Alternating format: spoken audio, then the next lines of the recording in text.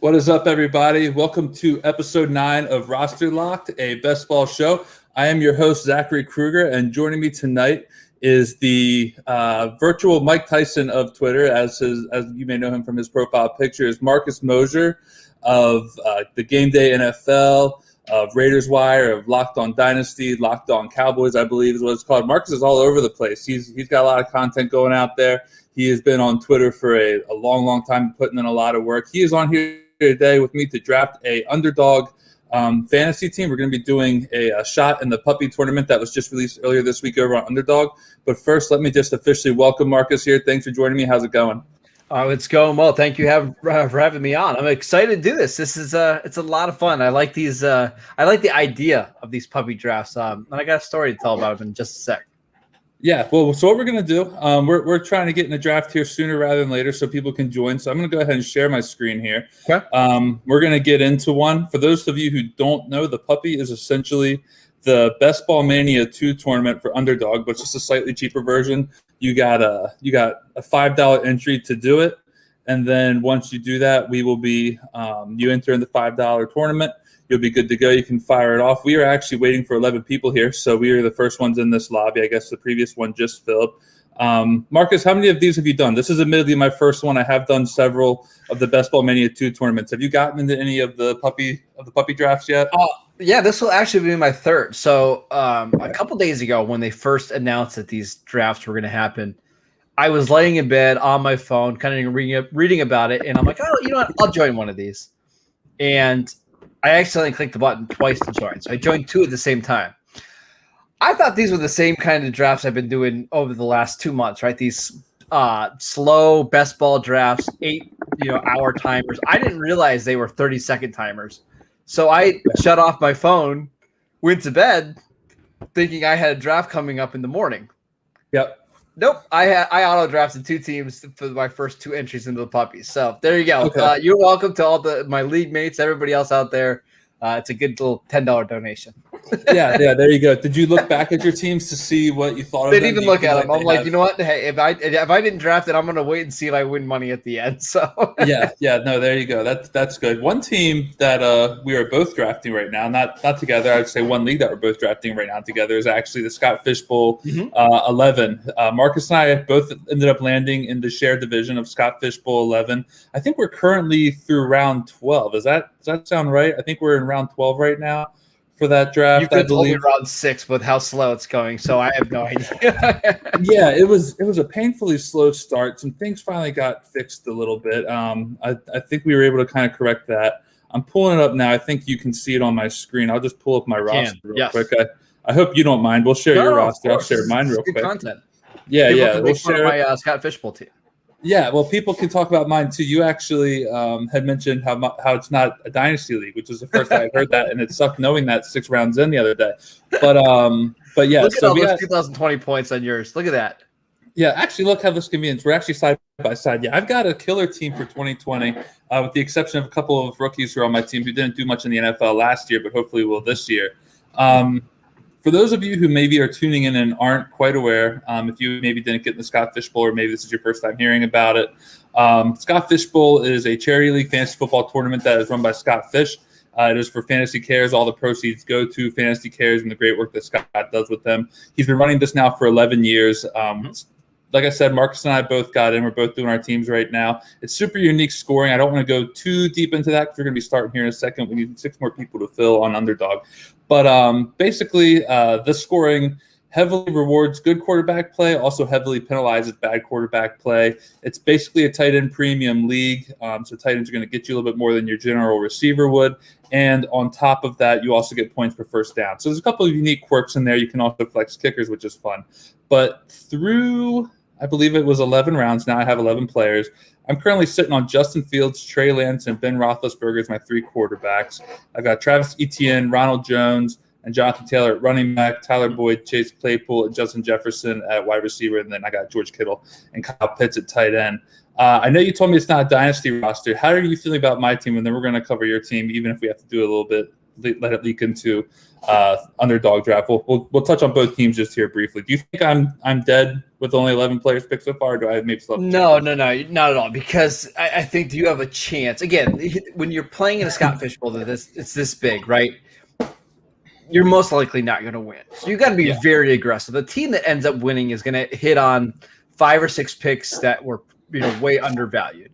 I think there's a chance that George Kittle and Kyle Pitts could be those guys because we've already seen, George Kittle be a number 1, number 2 tight end in fantasy. And if Kyle Pitts has the year that a lot of us are thinking of, have 2 of the top 5 most valuable players in fantasy football in this league in a tight end premium league. So I love it. You can fill in receivers later. That's not an issue. And then Justin Fields, Trey Lance, the Konami code, right? If those guys get on the field and play and they use their legs and they complete 62, 63% of the passes, you're going to be golden. Yeah, and that's kind of my goal. I knew that quarterbacks are going to go early. Surprisingly, they haven't gone as early as I thought they would for a league that is also a super flex league. We saw a couple guys hanging around. I think I got Ben Roethlisberger 38 spots after Scott Fishbowl ADP, which just felt like an absurd steal. I almost ran it back with Ryan Fitzpatrick in the 11th round. I chose not to. I opted to go with Ronald Jones in that case, but kind of getting a little bold with the rookie quarterbacks I know might not be stars right away. Now I'm trying to make up for that by making sure I still have at least 2 stars to roll out in week 1 at quarterback. But let's look at your team real quick. We got 2 more that we need left for the Underdog Puppy Best Ball Tournament. If you're tuning in and want to get in, go ahead and hop in there. We're officially down to 1 person. Right now, Marcus is sitting with Baker Mayfield, Dak Prescott, and Russell Wilson at quarterbacks. Those guys are all more than reliable. I love those picks. I think that would have been more of the direction I would have gone in if I hadn't faded the quarterback early like I did. You got Michael Carter, Clyde Edwards-Helaire, and Kareem Hunt at running backs, Michael Gallup, CeeDee Lamb, Tyler Lockett, and DK Metcalf at wide receiver, and Johnny Smith at tight end. I can tell you that if you are planning to win this thing on the back of Dallas Cowboys, you've got just about all of the good ones that you need. You don't have Zeke, but I could even see Tony Pollard in your future if he does not make it back. But I don't want you to have to feel like you need to leak your plans out here live if you don't want to. No, it's the Cowboys Seahawks offense, right? I have got the Russell Wilson and DK Metcalf, Tyler Lockett stack. It's the Dak Prescott and then CeeDee Lamb, Michael Gallup. I'm just banking on those 2 offenses. Yeah, there's a chance that if those quarterbacks get hurt, my offense is in trouble, but that's okay. When you're playing in a league this big, you don't care about the downside. I just think those offenses have a chance to be really good, and that's why I decided to invest in them. Yeah, I think that's really great. As far as the way you're tackling it goes, real quick, I want to touch on your team a little bit more, but I just want to let you know we have 16 seconds till the draft starts. We got the 101. I'm queuing up Christian McCaffrey if that's cool with you, and then we can keep on talking on these Scott Fish Bowl teams in a minute. So awesome. We're taking CMC 101. We're going to let that pick time out just so we can get a little bit more conversation going here. But no, I really like the way that you're building out your team. I think one thing that's interesting, especially when you're playing these best ball tournaments, it kind of gives you a little bit of experience when prepping for these Scott Fish Bowl tournaments in some ways. I was talking with Sean Siegel a few weeks ago on this show, and then we even recently did an FFPC draft as well together after that, where we kind of try to focus heavily on not just obviously winning the regular season, but also putting some emphasis on being mindful of the schedule that would be falling to our players in the fantasy playoffs. So one of the guys that we like a lot, or I guess a number of the guys who we like a lot, are Cowboys and Cardinals, who face off in Week 17. Obviously, they're 2 high-powered offenses. Dallas, not the best defense. They could possibly be playing catch-up a lot of times during the season if they are running into some buzzsaw offenses, of which the Cardinals could certainly be that. Right. So you kind of have a nice side of that Week 17 game where if your team makes to the playoffs, it starts running the table a little bit. You have some high-powered offenses, some good players on that Scott Fish Bowl team to kind of possibly push you ahead in this tournament just a little bit. I even know the Seahawks get the Lions at one point in time in the playoffs, which is obviously probably a nice play for you as well. Yeah, and I just want to mention, in this league, you can start 7 receivers. You have to start at least 2 running backs. I know my running backs are weak. Clyde Edwards-Helaire is going to be an every week starter. I'm hoping that one of Kareem Hunt or Michael Carter or somebody else I grab can just be a salvageable RB2. I think that's realistic. I mean, I don't mind giving away my strategy the rest of the way. It's going to be a lot of running backs, a lot of wide receivers, and a couple more tight ends sprinkled in there. Yeah. I think for me, and I'm trusting you to not snipe me here. I don't think anyone else is going to hurt me here too badly. But I'm really just going to be trying to find a way to kind of hedge my early bets on Fields and Lance just a tad bit, because those are obviously two guys like we don't know their situation. There'll be a low end starter out there. Like if you want to get a Derek Carr in the next couple of rounds, like that's somebody who completes a high percentage of his passes, doesn't throw a lot of interceptions. Like that would be somebody good if he's available.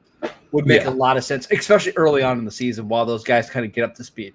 Yeah. Oh yeah, for sure. And that's kind of what I'm looking at. Worst case scenario, if I need to do it, I might go with the Jimmy G or a Andy Dalton, just so I know I have a starter in that other offense. And then Ben Roethlisberger, hopefully the Elvis stays all right. We're good to go. And I'm going to have two quarterbacks to start one way or another, with the hope being that I've kind of stacked my team enough in the earlier rounds with position players, with the hopes that my quarterbacks, who potentially could be QB1 have QB1 upside if they become starters, that they then later become starters and become kind of a little bit of a powerhouse with this offense that I'm trying to build around them. So, a lot of fun doing this draft. It's nice that you pop up, being in my division with the share division here. It's been a good time so far. Keeping me on the clock and making sure I'm staying active in the draft room, not letting ourselves time out too much. So you keep me on my toes. I keep you on your toes. I think, and we're getting through this. Hold each other accountable. We don't want to be the guys that's holding up a draft. We got it. Yeah, exactly. So I'm with you on that. But So we have already officially begun this underdog draft. Like I said, we had the 101, so we went with Christian McCaffrey here. That's a pretty, standard pick, I think, at this point in time. Are you taking McCaffrey with any and all of your 101s, or would you ever consider pivoting off of him for another player just to maybe get a little bit different, or are you going to take him every time? I have not taken him every time I've gotten the 101. Okay. To me, it's all about projecting forward. And I get that McCaffrey is safe, but I think Jonathan Taylor is in for a monster year. That's actually the guy that I'm taking at 101. I know that there's some questions about how many touches he's going to get, how that backfield is going to split, but I just think we're going to see a monster season from him. And I think the floor is so high. So at 101, you can't win your draft. You can certainly lose it. And that's why I think I like Jonathan Taylor's floor. But McCaffrey is just as easiest pick as well. Yeah. I mean, he is pretty easy pick. Jonathan Taylor is actually a guy who I'm pretty high on as well. In FFPC drafts, I'm not taking him a lot because I'm a little bit afraid of that week 14 bye week that they actually hit in the tournament there. But that's not the case for Underdog. I believe the playoffs start in week 14. I believe start week 15 here. So can I really quickly about this pick? Can I tell you about the guy who I think we should really be hoping falls to us? Yes, by all means, go ahead. Darren Waller is the guy that I think is going to be a league winner this year. If Darren Waller is there at the turn here, that's the guy I think it should be an automatic pick. I think he gives you last 7 weeks of the season, he averaged over 100 yards per game. He's going to be locked into a huge target share there. I just think that's such an easy pick if he's there. Yeah, Darren Waller is kind of a slam dunk pick for me too at this point in time. The real question now is that he's gone. Who are you pivoting to? Because he's who I would normally take as well. All right, what do we got left for running back? Running backs are kind of going already. Yeah. How about I would be fine. I think Kittle is fine with me. I want to get that early tight end, right? I know it's a little high, but I'm fine with getting Kittle. I think the upside is so good there. Yeah, so we'll put him in there and we'll let that time out so we can get our next pick here. Who do we want to go with the back-to-back pick? I'd probably be leaning – I mean, I have no problem with A.J. Brown here. I also like Justin Jefferson a lot. I don't think I'd be going with anybody else other than those two. I think we go with A.J. Brown, right? I know the targets might not be there, but I just think he's going to be so efficient in that offense once again. We'll pound running back in the 5th, 6th, 7th round. Yeah, we'll be fine there. I think this is what the kids call the hero RB strategy. Getting that single elite running back early, fading the position a little bit in the draft, and then coming back around and getting it later. I know they used to call it modified hero RB. That's a great way to get canceled these days. So I think hero RB is now the way to go from here on out. Hero RB, that's interesting. I've never heard of it, but that makes a lot of sense, right? I think of it like you have your anchor, right? Like McCaffrey's going to start for you. What is it, a 16-week or 17-week best ball? I don't even remember anymore. But yeah, it's a 17-week season. So 16 or it's an 18-week season with 17 games, but they don't play the last week, I don't think. Gotcha. So we would get 16 after. So you're thinking McCaffrey probably is going to give you 15 at least startable weeks. We just got to cobble together an RB2. And frankly, I really think the 5th, 6th, 7th, 8th rounds are a good spot to do that. I mean, can we look at running backs just really quickly in that range? Yep. Because I'll give you a couple of guys that I would like to target, even down a little bit further than – Chase Now, Edmonds. these are John Daigle's rankings, just so you know, Yeah. from our last Chase, time. I think Chase Edmonds there. is a really good one to get into the rounds because he's going to have 7 or 8 weeks where he just absolutely crushes it. I think Damien Harris, Damien Harris was good last year when he played. Damien Harris was somebody who I thought when he was healthy, when he was active, he looked like a really, really solid RB2. This one is a little bit more controversial, but Raheem Mostert, in his last 17 games, he's totaled 1,600 yards and 15 touchdowns. Like when he's healthy and on the field, he's great. And luckily in best ball, we don't have to worry about the weeks where he doesn't play or he misses in the first quarter. We only care about the 7 games in which he plays and puts up huge numbers. Yeah, absolutely. I think the thing that just kind of really makes best ball a lot of fun, obviously, that's not having to deal with the headache of the start sit, but then it's really just kind of weighing the overall value of the player, how much you put into them, the cost to acquire that player is what I tend to call it, and then the output that they're going to give you on a weekly basis. So if you like Raheem Mostert at his price and you know what he's done recently, which you were very sharp on that, I'm actually rather impressed with those numbers you just pulled there. So good work on your end. If you think that that's something that Raheem Mostert is capable of this season, and you like him at his cost to acquire, which I think he's going on the 7th or 8th round right now. Yeah, 7th, 8th round. A lot of times you're getting him later than that. I mean, there's no better guy to draft in the 7th and 8th round because the ceiling is so high. Yeah. So we'll put these guys in the queue because you named a lot of guys who I like. We can't take them here at the 4th round pick, so we got to still. But this is the good thing. We load up on receivers. We love here, right? Yep. So I was just going to ask you, where would you want to go with some of these receivers who we have right now? Because we're probably not going to go tight end, obviously. We got running backs who we like, but not right now. Where would you want to go as we get ready to approach our 4th and 5th round picks here on the turn? All right, let's see some more receivers who are there. Yeah. Let me just go down here a bit. Probably a little far back at this point. I'll go back. Yeah, that's a little deep. Yeah, that's a little deep right there. I know for me personally, a couple guys who I like taking at this point in time in the draft. I do like the Buccaneers wide receivers, but they're already gone. I also have no problem with going with Tyler Lockett, who I think can give you those big best ball weeks. We saw a handful of them last year. And then Deontay Johnson is a wide receiver who was, by all accounts, pretty close to a wide receiver 1. I think what really hurt him was he had those 2 games where he played 5 snaps and 20 snaps and went out. And that's going to stick out in people's minds as being he's injury prone or whatever the hell they want to say.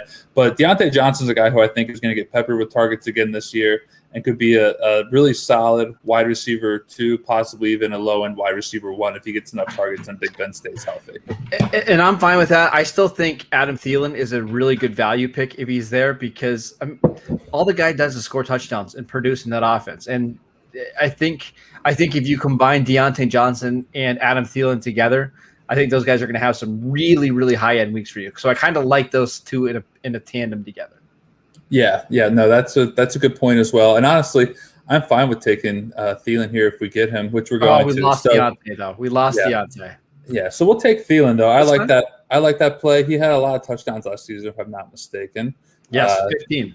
Yeah, 14 touchdowns there, almost 1,000 yards. Yeah, put up over 217 points in a half PPR league. So we'll go with Thielen here. Well, we got a quarterback, so we'll take Thielen there. What about who's left at quarterback? Is there any values? I saw Mahomes is off the board. Yeah, Mahomes is off the board. Josh Allen's is coming up on being a value if that's who you want. We wouldn't be able to stack him with anybody, but you don't necessarily need to stack in order to win. You can find other ways to win without stacking. The only other I'm fine waiting. Let's grab another receiver. Yeah, I think I'm fine with waiting too. My next guy would be T. Higgins, honestly. I think it's who I would want at this price. Over Odell? Yeah, I would go over Odell. Are you taking Odell? I'm loading up on Odell this year. I think he's in for a big season. All right, well, let's do that then because he's someone else who I haven't taken a lot of. I'm just going to move to the top of the queue real quick. We're going to take him. So explain that to me because I haven't been taking a lot of Odell and I haven't heard a lot of Odell talk either. I know that he's kind of disappointed fantasy owners the last couple of seasons, but you said you're loading up on him. Why is that? He was really good last year when he was playing, right? Before he got injured, it seemed like he was the perfect fit in this Kevin Stefanski offense. Again, I'm going to look at the first 4 games of the season. He totaled he totaled 300 yards in the first 4 games of the season, scored 5 touchdowns. Again, is it fantastic? No, but it's Odell Beckham. You're betting on somebody with elite talent. in an offense that I think is going to be pretty good. I mean, it was just last year, you're probably taking Odell 2 rounds higher, maybe even higher than that. I'm just betting on the talent in an offense that I think is going to be really good. Yeah, I mean, you are right. I do remember it was kind of like the OBJ resurgence after they were kind of disappointed with him in 2019. Things finally started to look good, and then he just went towards ACL. I believe it was against the Bengals that week. I think he had tore his ACL on a route as he was running it. He came up limping, and that was into the season. But he was starting to look good at the beginning of the year. So I could see an argument for Odell being a solid receiver at this price. He's not that old yet, I don't think. Do you know how old he is off the top of your head? I've got it right here. He's 28 years old. 28 years old. So he's right in the prime, right? Yeah, wide receivers can play well past that. He did have a 1,000-yard season with the Browns in 2019, and I think that's something that I think this just kind of speaks to how finicky fantasy gamers can be at times. We get so high on players sometimes where a season that's otherwise pretty good, we treat it like it's garbage because it wasn't what we needed based on the value that we got him at. But the reality is he still had over 1,000 yards last season. He was probably pacing for 1,000 yards in 2020 based on what we're talking about with how he started. If he's healthy, players tend to recover from ACL surgeries fine most of the time, it seems like these days. This isn't the early 2000s, 90s anymore where that's a difficult injury to come back from. Most seem to do it rather well. If he's able to come back from it, I think that he could have a bounce-back season. So I like that pick. We got him at the start of the 5th round there, so a little bit earlier than ADP, but the reality is getting him there at that spot is the only way. He wasn't going to be there to turn. Again, you're betting on talent. This is somebody who is, when he's healthy and when he's right, top 5 receiver at worst in football. It's just that we haven't necessarily seen him healthy, and the offense has been up and down. Again, if he gives us 6 weeks where he 6 good weeks, those could be the difference in winning your league or not. I just think that the ceiling is so high here. Yeah. I think the only concern that I would have with Odell would be just how much the Browns are going to focus on running the ball this year. I'd be worried that he'll still get his targets, though. He'll get his targets. I'm not worried about that. So let's look at last year. In the first 5 games of the season, he had 39 targets. I mean, he was off to a fantastic start target-wise. So, again, that's a pace of 125 targets over 17 games. Averaging 14 yards a catch, that works for me. That's beautiful. That's good pull there. I like that a lot. So you got me optimistic on Odell. So good work. Maybe I'll be telling you later on in the DMs about all the Odell that I've acquired since this conversation. So I like the optimism on him. I like the outlook there. He's not a player I've drafted a lot of, but I think you make a good case for him. I like that receiver core, though. That to me, that makes a lot of sense, right? Yeah. I think it's a good receiving core. I think that they're all guys who are reliable. Receivers in terms of being either the alpha on their team or a good red zone target like Adam Thielen is. And then again, Odell Beckham Jr. still a top flight wide receiver when he is healthy, capable of giving you those big weeks. We kind of almost saw it last season. It was just the misfortune of the injury that kind of ruined that. So I like it. Do we have any quarterbacks available? I'm just looking at it for our next pick. Are they all? Yeah. Are all the top guys gone? So we could possibly jam in Justin Herbert here, which I wouldn't hate at this price. One guy I'm good waiting now. I feel like there's a clear-cut top 4 or 5 guys, and then I'm good just waiting. Okay, so cool, yeah. So I'm in agreement with you there. The only reason I used to be higher on Jalen Hurts, but his ADP's gotten so high now that I'm kind of out on him at this point in time. I enjoyed him when I was getting him in the 11th round, really, really early in the offseason. I mean, I like Russ, and I don't have a problem with Russ, but I would rather take a receiver here. We're on the clock. Yeah, we're on the clock. I have Tyler Boyd queued up. He's a player who I've been getting a lot of too if you're just trying to get a piece of that Bengals offense. Is there anyone else you would want at this price? Because Tyler Boyd is one of my preferred targets here. Yeah, let's take Boyd. That's good. And I think we can maybe go for a running back after that, right? Well, we've got 4 receivers we really like. Yeah. So actually, do you want to go with one of the running backs we previously discussed? Because we're going to get Boyd here at 72nd overall. Well, what other running backs are there? I'm good with Chase Edmonds, but who else is available for us? Yeah. Let's take a look at that. I mean, Kareem Hunt is falling a little bit. See, I think Kareem Hunt's a good pick here. Again, if we're looking for just startable weeks, he's going to give you 6 or 7 based on just his receiving value alone. I think if we can get a Hunt paired with, let's say, a Damien Harris or a Raheem Mostert in the next flip, I think that's fantastic. Yeah, that's actually I love this pick here. Kareem Hunt's another player who I haven't gotten a lot of. He tends to be one of those players who, if he is falling, I'm okay with taking him because I think that the talent is there. Obviously, I think that he's still one of the top backs in the league whenever he gets a chance to show it. He plays in an offense. I just mentioned recently that I was a little bit concerned about the pass volume for the Browns. Well, part of my concern for the pass volume is the Browns have Nick Chubb and Kareem Hunt. I don't think they have any plans to not use them. So Kareem Hunt is going to get his either way. Now we kind of got a piece of that offense, and I don't think there's really any disputing that if Kareem Hunt at any point in time is a starter because Nick Chubb is out, Kareem Hunt's a top 12 back at worst and probably closer to top 10 or top 8, depending on what week you're looking at. Yeah, I mean, I love it. And again, we're looking to cobble together a RB2, right? Yeah. Kareem Hunt, I love the ceiling. Don't have to worry about the floor. We don't have to worry about the games where he only gets 8 touches. We don't care. We only care about those good ones. So I like it. Man, if Edmonds could make it to us at next pick, I know we're 18 picks away. That'd be really exciting for me. Yeah, no, Edmonds he's kind of my guy. He's kind of my the RB2 that I have to get after the 6th or 7th round now. He's in a great offense. I am not worried about James Conner at all. When I saw James Conner last year, he looked toast. And Chase Edmonds, every time he's played, he's been good. He can catch the ball out of the backfield. It seems like they only want to use James Conner in short yardage. I think Chase Edmonds, even if he's just Kenyan Drake, from what we saw last year, Kenyan Drake still had fantasy value to us. So I'm a big Chase Edmonds fan. Yeah. No, I mean, and we just lost him here, so we're not going to get him. That was probably predictable. I think we kind of knew that one was coming, but we could have had him. We went with Kareem Hunt, so I think we're still going to feel good about that at this point in time. Let me ask you this one: between Damien Harris and Mostert, which one do you like better at our next pick?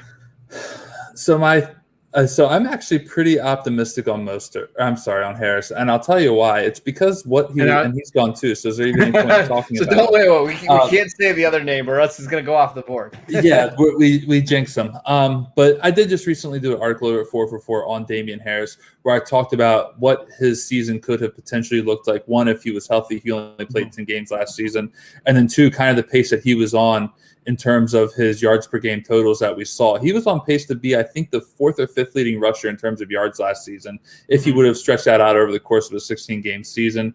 He saw plenty of touches. He would have been top 10 in the league last year in terms of overall running back carries. The thing that really hurt him, which is where I feel comfortable talking about everyone's favorite phrase, positive regression, is he had only 2 touchdowns last season, but what was crazy is he had almost no carries inside the 5-yard line. I think he had 3 last season, which was just kind of the Cam Newton effect of having a quarterback like Cam Newton who can either run or throw it.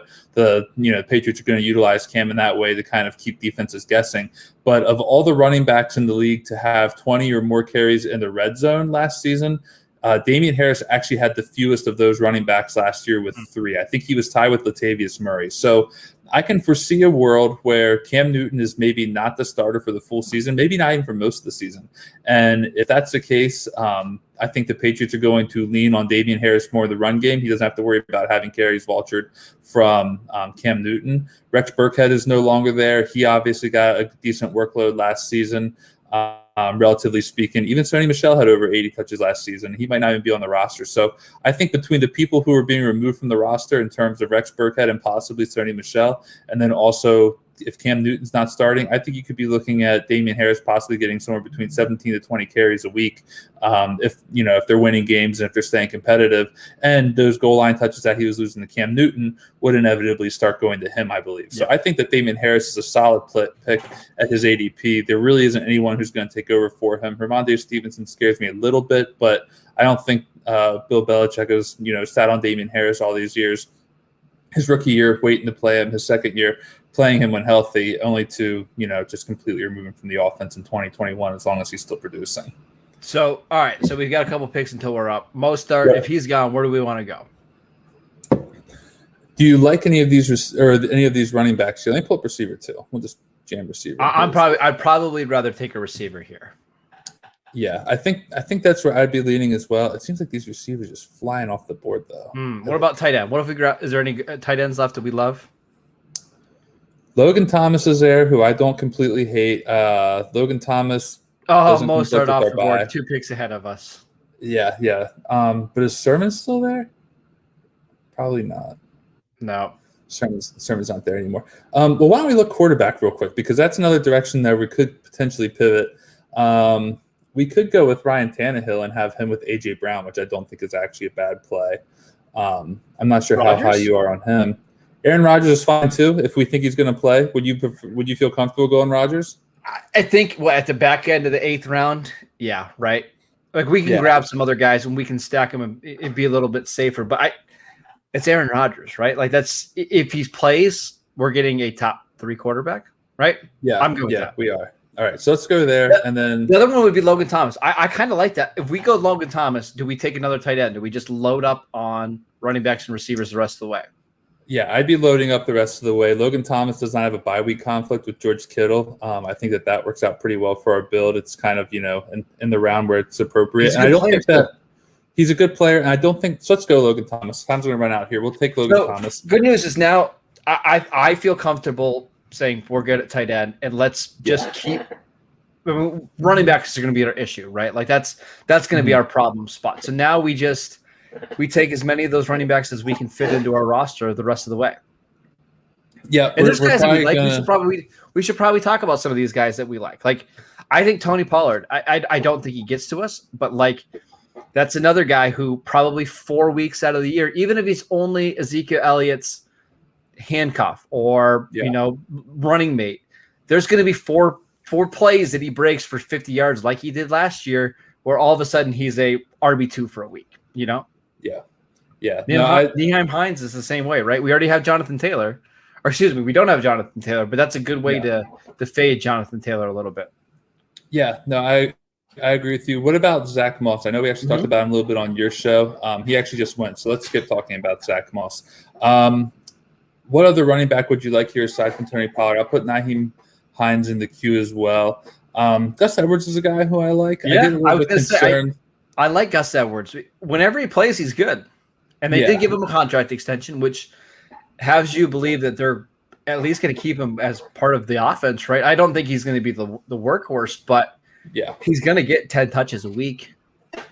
So here would be my question to you, because let's just talk about these 3 running backs we got here, because I think these are all kind of guys who could feasibly fall to us, and then if we lose one, then we lose one here. But I think my concern with some of these players is whether or not their touches are going to be enough to make them worthwhile in this scoring format compared to others. So, for example, Gus Edwards, he's probably not going to catch a lot of passes. No. I could foresee games where he breaks off a long run or two and maybe falls into the end zone. But if he's not doing that, he may not get you the points to make him worth the pick here. Nyheim Hines, we don't actually need to get him here. It would be a little bit early. But Nyheim Hines is a guy who, if we don't want to take him here, you can also kind of make the argument of, well, we probably need to take him in the 11th round, actually. Yeah. So at the next turn. But again, that's somebody that we're just putting on our radar that could be part of our backfield.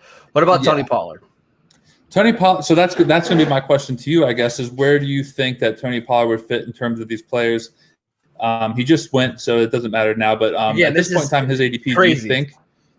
Do you think that his ADP would be worth the cost based on the production that we're going to probably get out of him? Do you think there's enough games in there at that 10th round price tag that we'll be happy with him if he only remains Zeke's backup throughout the course of the season? I do. I think the Cowboys are going to try to find ways to get him the football because he was good again last year when he played. I also think he's going to get the Hard Knocks bump here in a couple weeks. Once people see him on Hard Knocks, break a couple big plays, he's going to now be in the top of the 9th round or maybe late 8th round. So I think if you can get him in the 10th, that's a good value. What about Leonard Fournette? I know it's really hard to trust him week to week, but this is somebody that obviously they like to use in the passing game for whatever reason. He did have 36 receptions last year in his limited action. Is that somebody that you're interested at all, especially if Ronald Jones isn't it? Yeah, I used to be. Now he's gone. But regardless, it's a good question that you asked. I was interested in him early on this season. I think his price tag has gotten a little too high for me, and I've become a bit of a doubter now that they have Gio Bernard there. I think that Gio Bernard is really going to be the legitimate pass catching back there, and I think Fournette and Rojo are kind of going to be stuck scrapping for carries out of the backfield. I think that Gio Bernard could be a really nice value for those looking to perhaps do a 0 RB team or just get a running back late who has a lot of receiving upside. which is why I do like Nyheim Hines, who was kind of the other guy who I want to talk about here in terms of overall touches and kind of the value of those touches.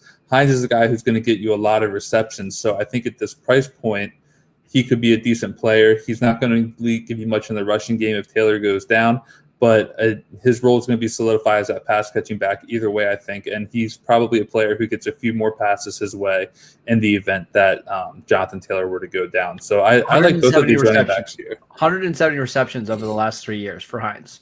Yeah. I mean, he's a stud in the passing game. Well, here's the thing. Last year, even with Jonathan Taylor, he had almost 900 total yards and 7 touchdowns. So, again, he was pretty productive, and you're getting him in the double-digit rounds. Don't hate it. Yeah, no, I don't hate it either. I mean, we might look in here. We have this is Stephen Perkins, flavorized this, good buddy of mine on Twitter here. He's on the clock picking right around us. He knows what I like to do, and if he's tuned in, then we might be in trouble. But, all right, he didn't take either players here. I'm fine with going with Edwards and Hines here, unless we really want to get a quarterback. Wide receiver, not a lot of. We can scroll down. Who else is that receiver? I'm good waiting on these guys now. I do like Rondale Moore. I hate. Yeah. Do you have any interest in Rondale Moore? I know you do. I'm good waiting. I know you're a fan. It's just again, this is why I actually like to load up on receivers, because I don't trust many of these guys late. I actually like the running backs quite a bit better in the double-digit rounds than the receivers. Yeah. So we just timed out into Gus Edwards, which I thought was fine. And then if we take Nyheim Hines here, we have 4 running backs. We have 2 running backs who already have the same bye week. The other 2 would be different. So I'm kind of fine with going Nyheim Hines here, unless do you have any interest in A.J. Dillon over Hines? Not this year. Maybe at this time next year I would, but not this year. Okay. All right, that's fine. We can go with that. So let's go with Nyheim Hines. Get a little bit of pass catching upside along the way. Said Zach Moss did go off the board already. I think he did. He did right when I went to ask you about him is when he went. Yeah, so he was gone. We probably need at least one more running back, right? Or if not 2, correct? So who else do you like? Let's just put some guys out there that we like. Yeah. So some guys who I like. I mean, I've got to be careful how to talk about guys who are probably not going to be around. So I can probably skip the A.J. Dillon. Yeah, I don't like Melvin Gordon, but it is kind of interesting to see him still hanging around here in the 11th round. We can put him in the queue. I mean, if he's there, that's too good of a value. But I don't think either of those guys would be there. I don't either. So we'll throw him in there. I mean, one guy who I've been – Kenyan Drake I think is interesting. And he's a player who so I mentioned I've done a couple of drafts with Sean Siegel now, and both times I've mentioned Kenyan Drake, and he's not biting on him. And to a degree, I understand why. But then I also heard on another podcast recently, and I can't remember which one it was, but someone had mentioned, it was a good football show. I think Denny Carter maybe mentioned how he could see Henry Ruggs possibly being force-fed targets by John Gruden, because John Gruden wants to prove everybody wrong that Ruggs was a bad pick where he got him. Yeah. So whether it happens or not, I don't know. But I think that the same argument could be made for Kenyan Drake, who is now off the board, where they look to get him involved in the passing game or to a rather high amount. And then on top of that, he's clearly the starting running back should Jacobs go down. He's not a great back, but at this spot in the draft, you're looking to get guys who have upside.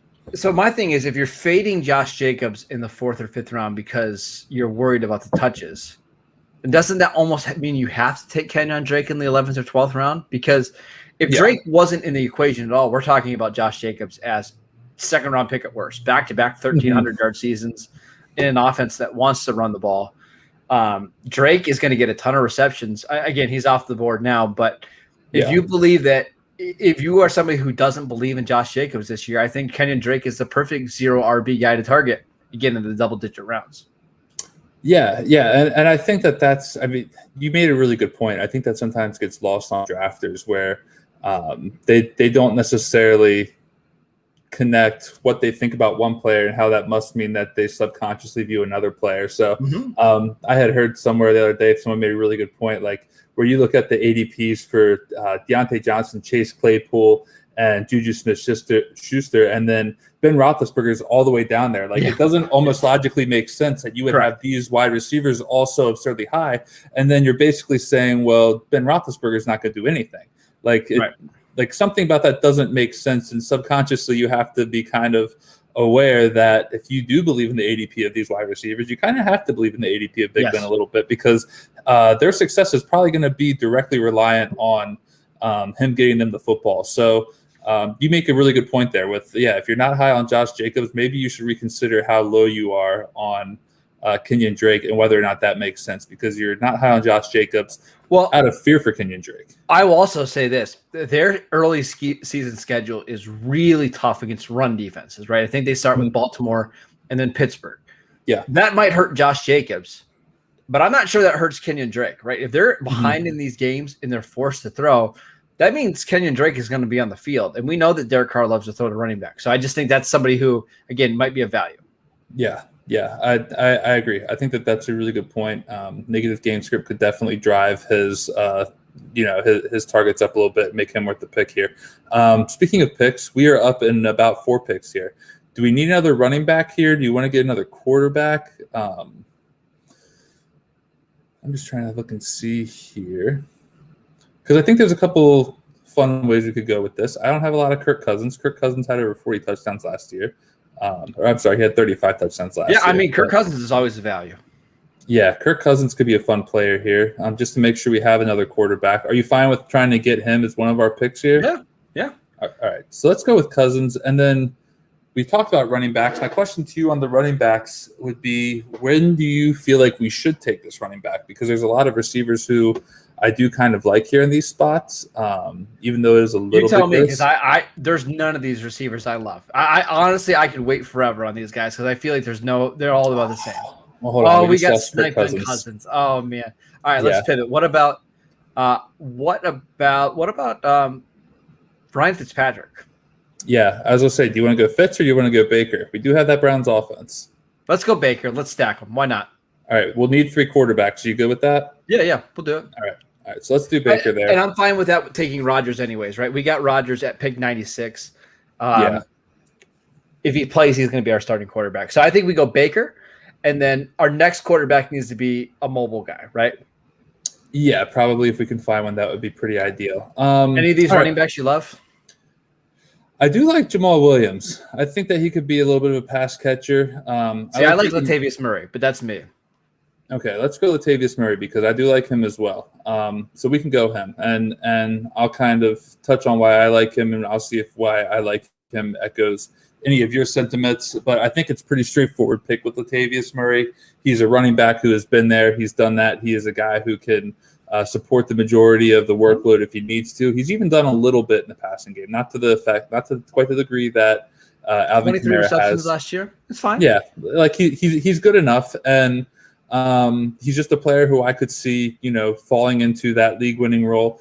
We talk about Tony Pollard as a guy who is a decent price tag, or a decent player at his price tag to be a potential league winner if Ezekiel Elliott ever goes down. I think Latavius Murray is kind of like the discount version of that almost, where if Alvin Kamara goes down, Latavius Murray is going to be the starter.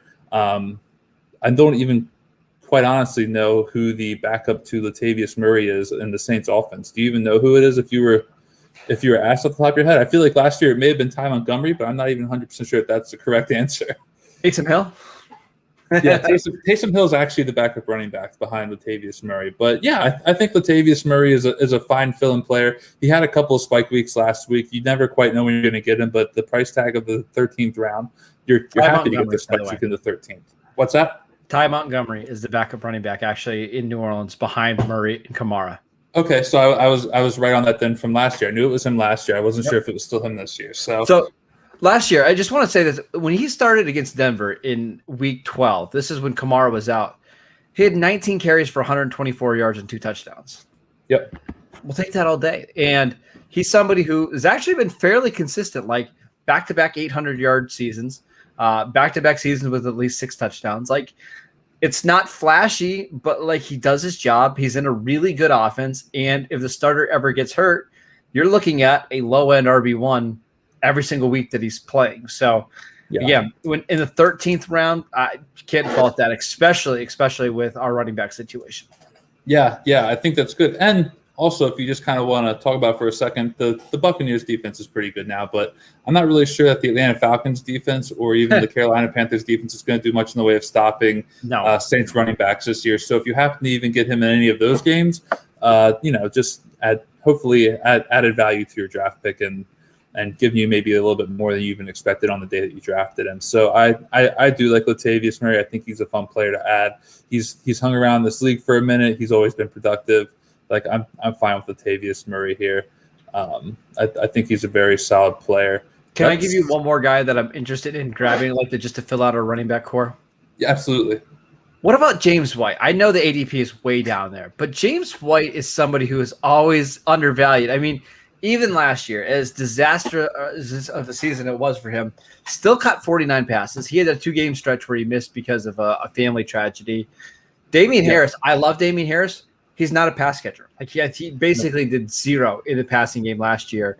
If Mac Jones is the quarterback in New England, he could catch 70 passes this year, just all these dump offs. So I just think for somebody who, already has an 1,100-yard season under their belt, has a double-digit touchdown season under their belt, it's obvious and it's clear that Bill Belichick trusts him to be on the field. There's going to be every single year 2 or 3 games where he's 7 receptions for 70 yards and maybe a touchdown, and we'll take that. Yeah. So you make a lot of really good points with that pick, and I'm fine with taking him. If we might not need him right now. I'm not quite sure where the math on the ADP is at. I don't know if it's fine. This is somebody I like in the 15th or 16th rounds. Yep. Yeah. No, I'm totally with you there. So So we want to talk about players who maybe we are or are not confident on. We don't think about how our confidence or lack thereof in one player maybe means something on how we should be viewing another player. I'm of the opinion that James White's a tremendous value right now because I kind of think that at worst, Mac Jones starts half the games this season. Yes. And I think that if that happens, even if he only starts half the games, I think James White's a really solid value because I just kind of see that offense shifting back in the direction of being kind of like the Brady-led offense where he is getting a lot of targets out of the backfield. James White's finding ways to, kind of work in space and relieve some of the pressure off of Mac Jones, a rookie quarterback who is also going to be facing some tough defenses. Here's the other thing about that New England offense is look at the rest of the running backs. Damien Harris has 1 career reception. Sonny Michel, 3 years in the NFL, has 26 receptions. James White is locked into this passing game role. Nobody's going to take those touches away from him. Yeah, no, that's exactly right. Daniel Jones? Next pick? You want to go Daniel Jones here? Let's do Daniel Jones. A quarterback that is not in danger of losing their job, that can run a little bit with a whole bunch of playmakers around him. Yeah. Plus the division that pretty bad defenses outside of Washington. Yeah. Okay, let's do Daniel Jones. You good with that? Yeah, there could be a couple fun Cowboys games in there. Like you said, he's probably not in danger of losing his job. I'm good with that. All right, I'm horrible at doing the mental math here. Can we logically wait on James White and expect him to possibly come back to us? So let's take your favorite receiver here. The pick is yours. Pick is mine. Man, I feel like everyone's taking receivers right now. So one wide receiver who I do like a lot. Oh man, maybe we should go Kadarius Toney just because we just got Daniel Jones. I don't even like Kadarius Toney that much, but all right. Seconds. Yeah, I'm going to go with Byron Pringle here. He's a guy that I've been getting at the end of drafts. You want to talk about being super early. Now that we're playing again, these are John Daigle's rankings, so they're not going to align quite with ADP. So we're taking players based on how Daigle views them, and I like Daigle's rankings, so we're going to rock with it. But Byron Pringle is essentially the third wide receiver right now of the Chiefs, who is going later in drafts, much later in drafts than McCole Hardman is. And I don't know that McCole Hardman necessarily has that number 2 role locked up right now. Not enough, at least, where I can say that I'm confident that his 10th, 11th round ADP is a good value right now. And if I'm trying to capitalize on potentially ambiguous situations and situations where I could foresee a player who is maybe going a little bit later than someone ahead of him, I think that Byron Pringle could be the guy where if he breaks camp as the wide receiver 2 for the Chiefs, I don't necessarily know how much volume that means he's going to be seeing because there's Tyreek Hill and Travis Kelce and possibly even some Clyde Edwards-Helaire working in there. But if Byron Pringle is the wide receiver 2 for the Chiefs, you're going to have a lot of people feeling silly about taking McCole Hardman in the 10th and 11th round of drafts. So Byron Pringle is a guy who I'm kind of willing to throw some darts on right now. Usually I would be taking him later, but we're going to go ahead and draft with these rankings. So I'm going to go Byron Pringle there and see what you think about that pick. Mahomes is probably going to throw 45 to 50 touchdowns this year, right? Yeah. Tyreek probably gets 15. Travis Kelce probably gets 15. We'll stay even. That's what, 10 to 15, or that's 20 more touchdowns that Mahomes is probably going to throw.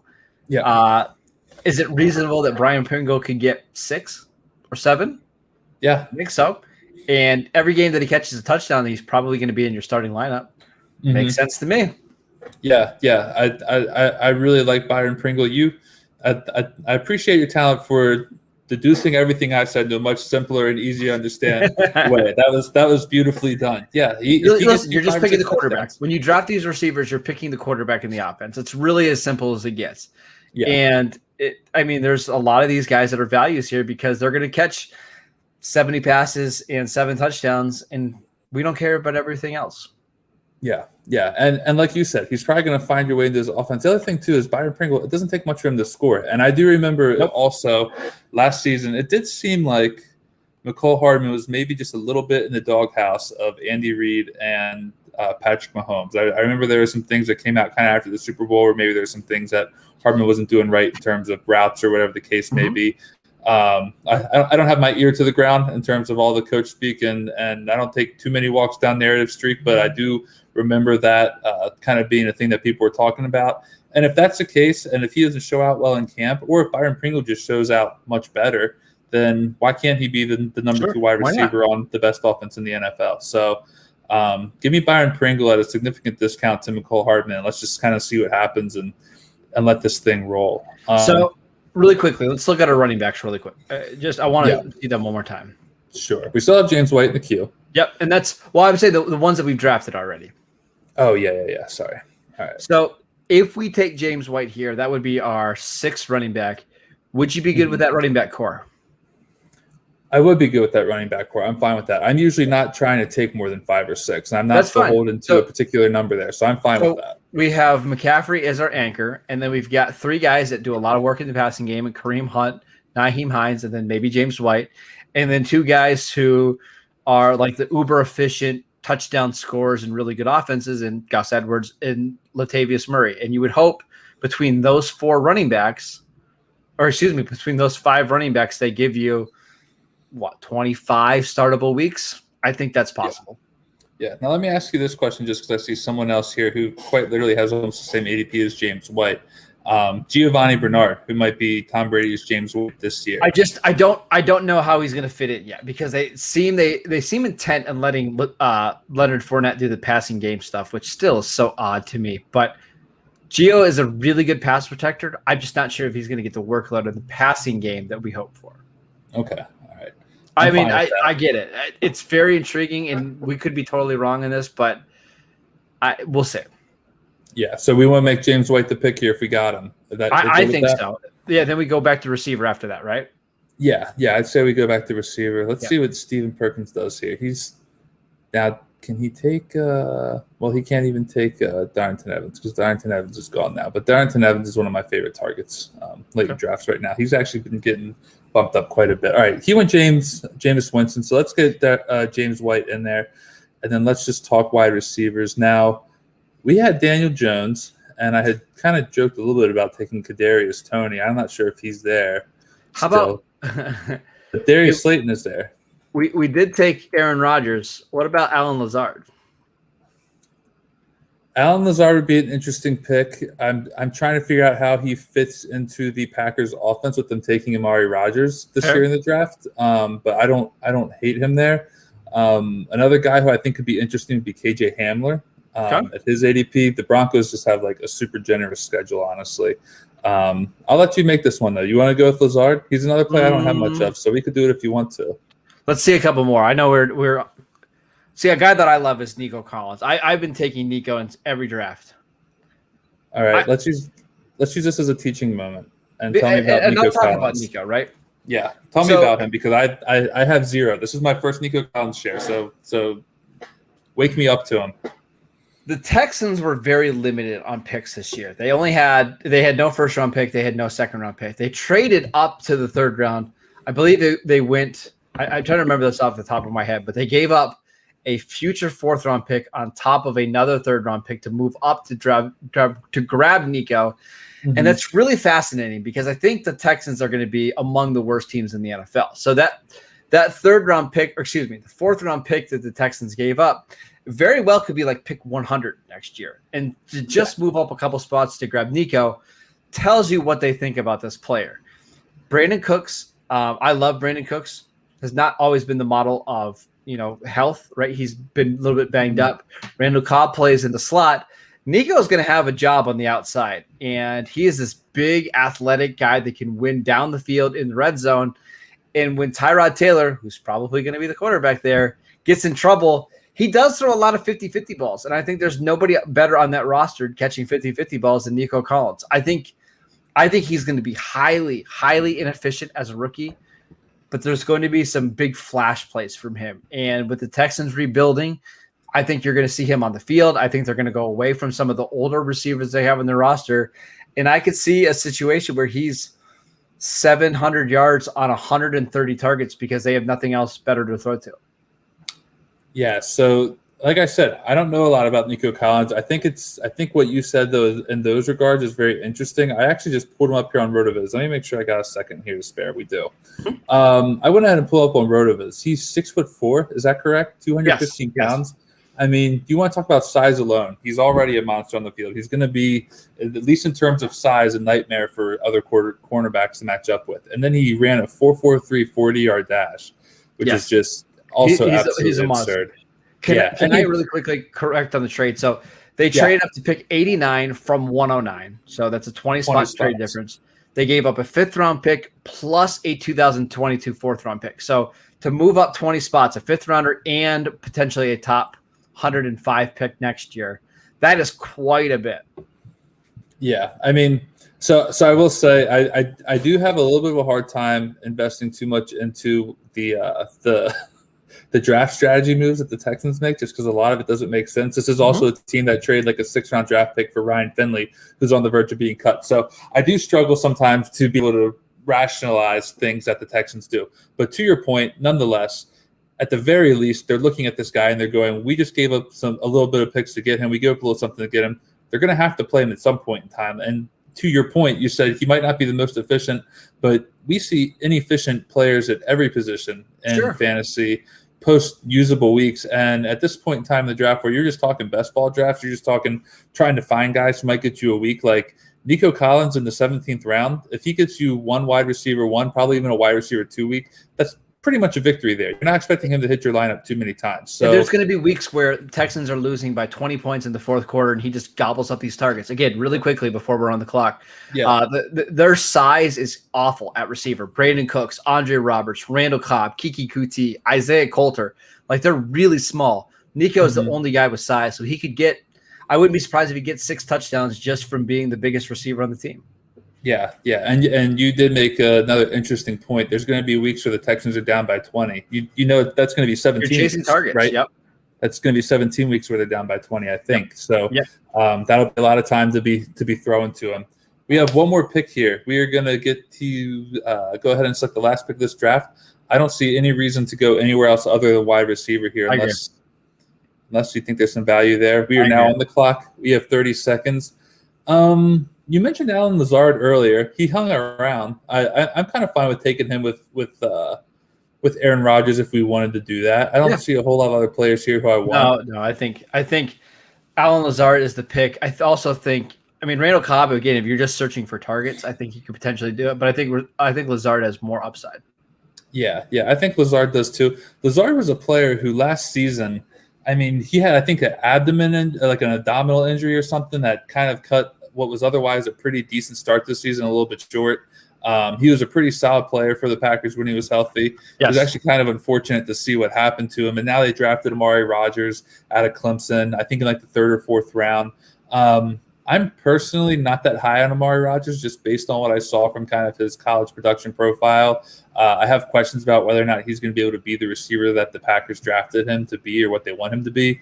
I know there's some people who think that he could be just fine with Aaron Rodgers if they end up being, his quarterback for the next year or two.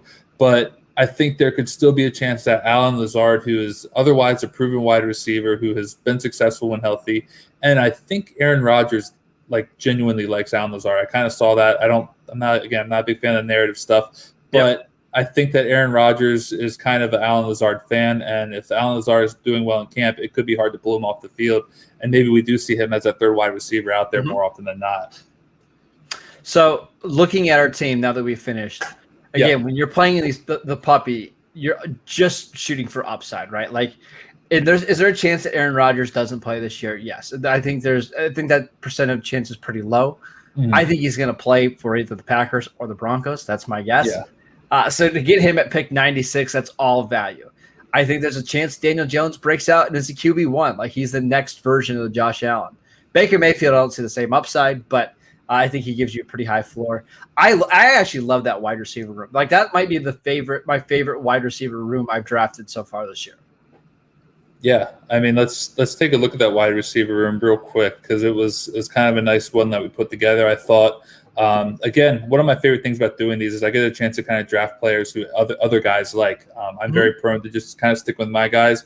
I got a couple guys here who I would probably not be ordinarily drafting, and it just gives me something to think about going forward. So, I appreciate you opening my mind to some of these guys. But A.J. Brown, then we had Adam Thielen, Odell Beckham Jr., who Marcus made a really good case for us. A lot of stuff that I hadn't considered more recently that I think I need to kind of rethink going forward in the next couple of weeks. Tyler Boyd is a guy I have no problem taking at any point in time. Byron Pringle, Nico Collins, Allen Lazard. Really appreciated what you had to say about Nico Collins. I think you make a lot of good points there. Good size, athletic freak, good chance of doing something. And then our tight ends, there's not a lot to say about that. I don't think we need to elaborate too much on how good George Kittle is or how good Logan Thomas was last year. But two good tight ends who should find your way into the lineup, and anytime they do, be a top 12, if not top 5-ish tight end on most weeks. So really quickly at receiver, those first three guys, A.J. Brown, Adam Thielen, Odell, if they each play, let's say 15 games, I think each of those guys is scoring double-digit touchdowns this year. We saw Thielen last year scored 14. A.J. Brown scored 11. Odell was on pace to do that. If those guys stay healthy, they are touchdown scorers. And then the rest, Tyler Boyd is pretty safe, right? And then it's all upside between Byron Pringle, Nico Collins, Allen Lazard. If one of those three hit, we're sitting perfect. This is a fantastic team. We're just hoping that one of those three guys ends up being a reliable wide receiver 3. Yeah, that's all we need. And the thing, too, that I like about Tyler Boyd, a lot of people are questioning, is T. Higgins going to be what he was last year because Jamar Chase is Tyler Boyd? That's all, an understandable concern. I've seen people ask those questions. People, I think, are quick to forget that the Bengals last season had 3 different wide receivers who saw over 100 targets. And getting Tyler Boyd as the third wide receiver on that offense, when he, is still probably likely to be on the field just as much as those other guys, maybe a little bit less, he's going to give you probably another 100-target season. If you can find a way to target a dusty A.J. Green over 100 times in the season, you can find a way to target Tyler Boyd in the season, who last year was actually the wide receiver 15 before the injury to Joe Burrow. Tyler Boyd was a good fantasy wide receiver last year. We just don't remember it because our memories are so recent that we forget remember all those bad weeks that he had after Joe Burrow went down. And doesn't it feel like Tyler Boyd's targets are the most locked in because he's playing at a slot? Those targets are coming in specific situations.